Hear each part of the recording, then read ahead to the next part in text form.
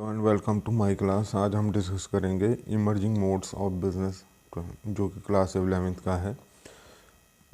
उसमें जो पार्ट रह गया था हमारा online transaction, second part.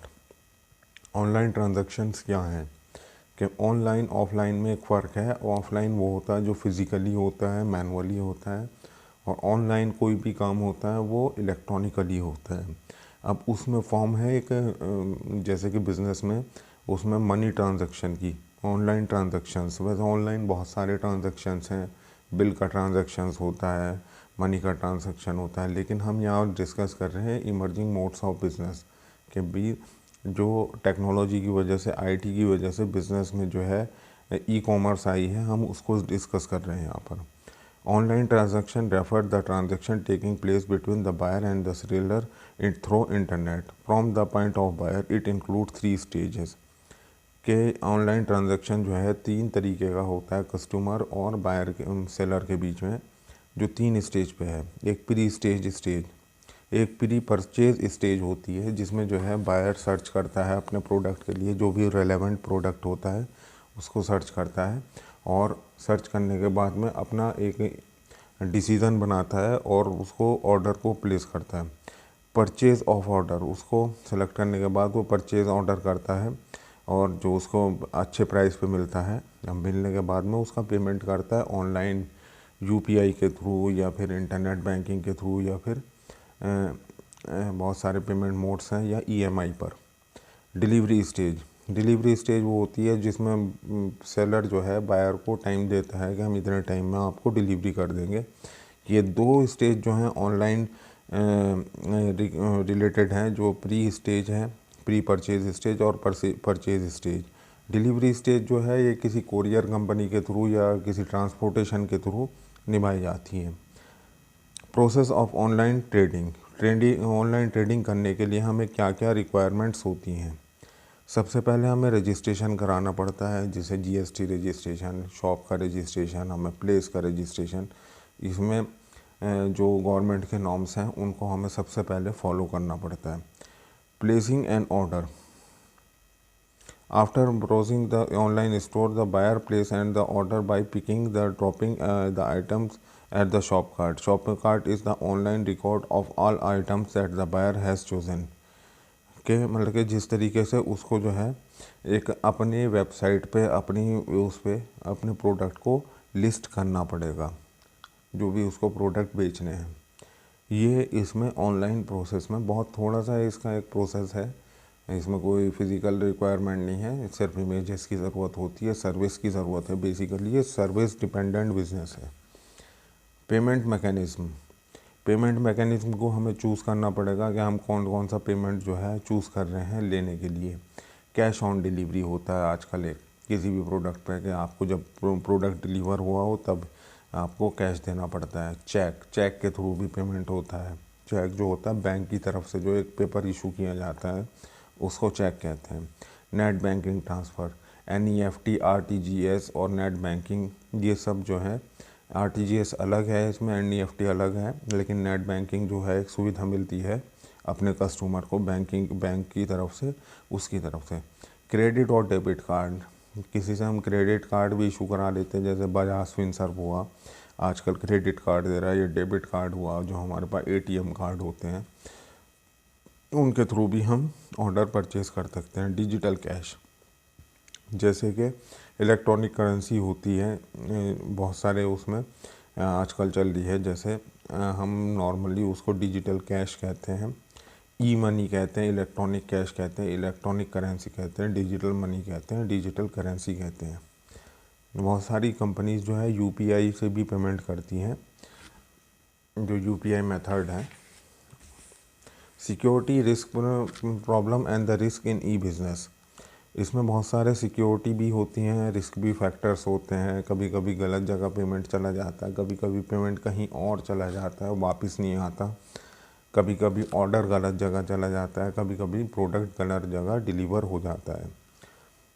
Transactional risk, default on the order taking giving, सबसे पहले जो इसमें डिफ़ॉल्ट होने के चांसेस होते हैं कि हमने ऑर्डर किसी और को दिया, बिल किसी और को गया। बहुत सारी फेक वेबसाइट होती हैं कि जो नाम कुछ और रखती हैं और काम कुछ और करती हैं, सिर्फ लोगों से पैसा भरने के लिए। बहुत सारी चीज़ें, बहुत सारे लोग जो हैं प्रोडक्ट कुछ और दिखाते हैं और देते कुछ और हैं। बहुत सारी ऐसी डिलीवरी किसी भी रिलायबल वेबसाइट से कहाँ सामान ख़रीदना चाहिए, जैसे अमेज़ॉन, फ्लिपकार्ट या मंत्रा या फिर मीशो, इस तरीके की कंपनी से। बाकी और कंपनी बहुत सारी ऐसी हैं जो फ्रॉड करती हैं।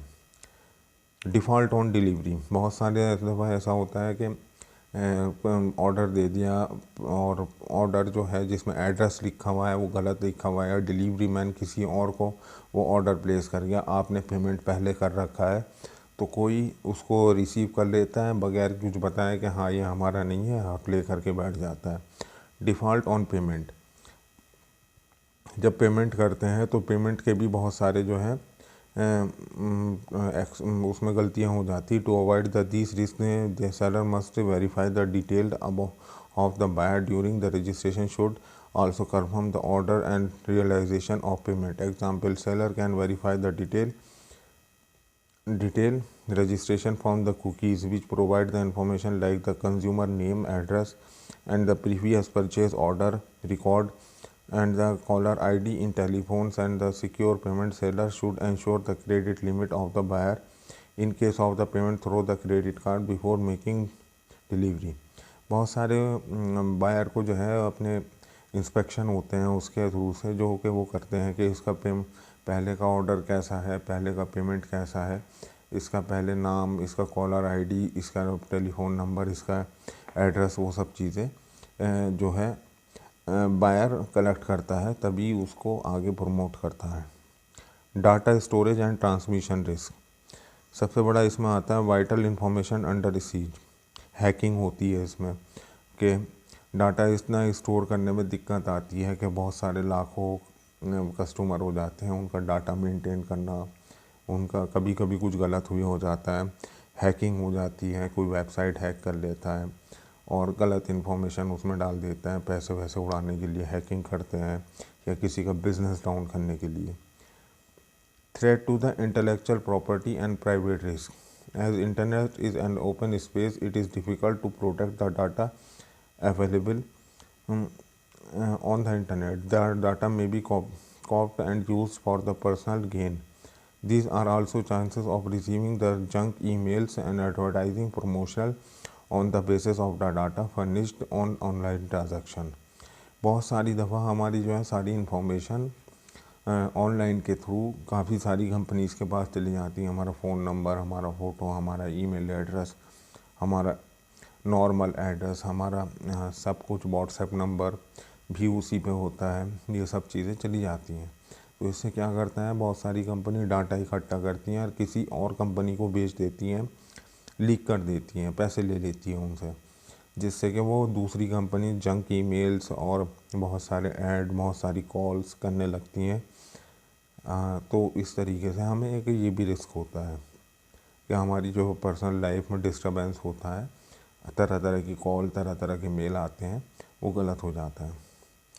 Resources required for a successful E business implementation, हमें जो है सबसे पहले सक्सेसफुल ई बिज़नेस को चलाने के लिए किन किन चीज़ों की ज़रूरत है। वेल डिज़ाइन वेबसाइट, सबसे पहले एक अच्छी वेबसाइट, एक अच्छा आइडिया होना चाहिए। सबसे पहले तो वेबसाइट है, और वेबसाइट को रजिस्टर्ड कराना किसी भी अच्छी कंपनी से, गोडैडी से या बहुत सारे और कंपनी मेकर आते हैं, गूगल से।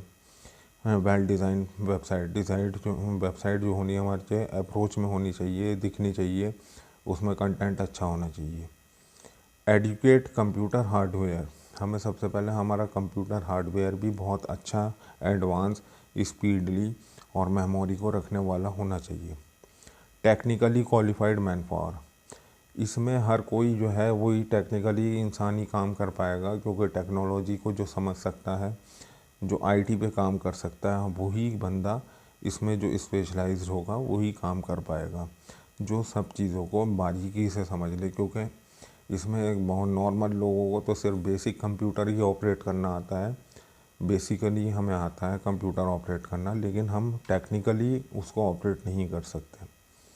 इफ़ेक्टिव टेलीकम्युनिकेशन फैसिलिटी, सबसे ज़रूरी है कि इसमें जो है इलेक्ट्रॉनिक बिज़नेस है तो इसमें कंप्यूटर की, वेबसाइट की, इलेक्ट्रिसिटी की और टेलीफोन की हमें ज़रूरत होगी। जो अच्छा बिज़नेस होगा जिसके मतलब टेलीकम्युनिकेशन, हमें जो है फ़ोन रिसीव करना, कॉल करना, फ़ौरन आंसर करना, हॉटलाइंस जो होती हैं जिसमें मल्टीपल फ़ोन्स होते हैं एक ही नंबर पर, उस तरीके का हमें फ़ोन कनेक्शन की भी ज़रूरत होती है।